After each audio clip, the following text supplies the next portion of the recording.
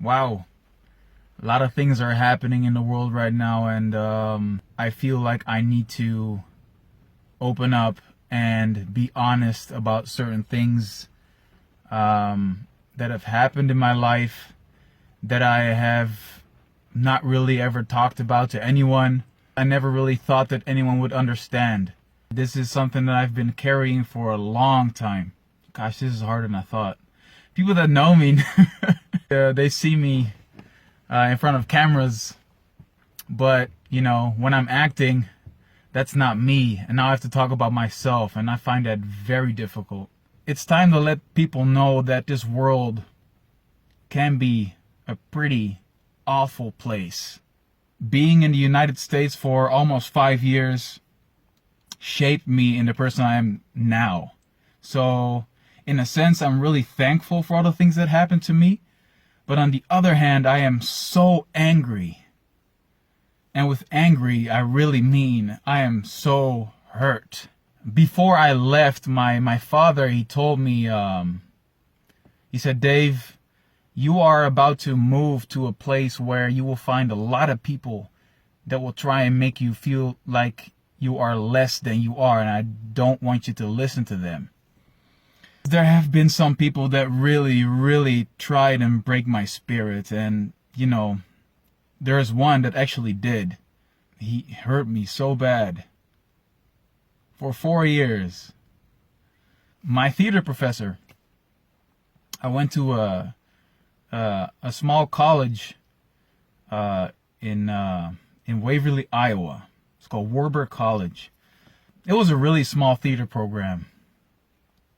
So we had one professor who also happened to be my advisor. I think we had like 8 or 9 theater students. We were having a conversation. I don't even remember what we were having a conversation about, but out of nowhere he comes and says, I don't want to teach black people. I kind of tried to laugh at it, and I was like looking around to see if the other students were laughing, but nobody was laughing. And then I realized that, man, this guy is serious. And nobody said anything. And I just sat there, and I just felt my whole world collapse. Like, what is going on? Like, is this some practical joke? Am I missing something? Is it my English that's not good enough? Like, maybe I didn't hear him right. Till this day, I just don't understand why they didn't stand up for me. Maybe they thought that, this kid from Holland, what is he gonna do? He's not gonna say anything anyway, so if we don't mention it anymore, he might just forget. And I thought, they're not gonna help me anyway, so I might as well just pretend like I'm not hurt and keep going. And I think that's what we're all doing. We just all pretend like we're not hurt and we keep going. It comes to a point where like everything in life is gonna work against you, because there is just too much that you will have to carry with, and it's getting too heavy. We were touring with a show called The Importance of Being Earnest. We had a little van that belonged to the college, and he was driving, and we were driving through the woods. And he says out of nowhere, look, Dave, this is where we used to hang all your ancestors. The Midwest can get really hot. And I think he had some candy, some chocolate candy. And he said, Dave, you need to be careful because you're going to melt like this chocolate candy that I have here.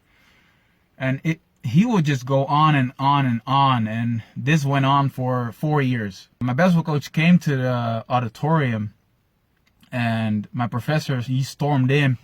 And he grabbed me by the face and he said, why won't you just leave? I remember that was the exact moment where I looked at him, and I wasn't even scared anymore, but I also fell out of love with something that I loved through the core of my existence. When I was 17 and I first came in contact with acting, like I knew that was what I wanted to do for the rest of my life. And like I felt like he really just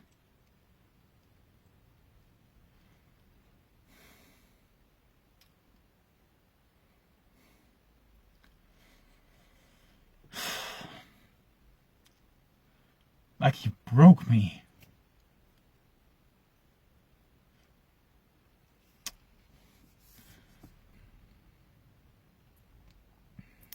But that was also the moment where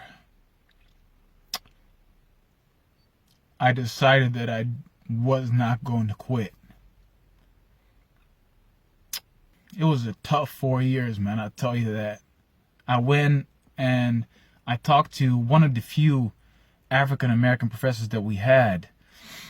And he went and I think he filed a complaint for me. It didn't feel like I was being treated fair. Like, what's a 19-year-old gonna do against $1 million institution? And I didn't have the words.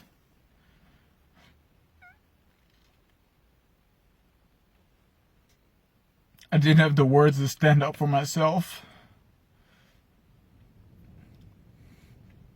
I'm so used to being treated unfairly that I turned the other cheek. But I'm so tired.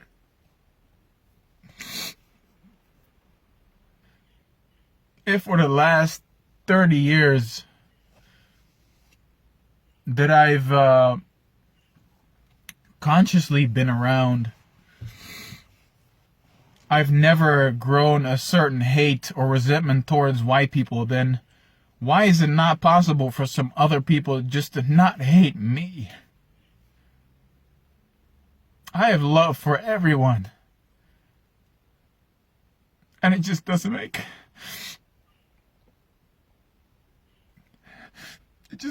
any sense.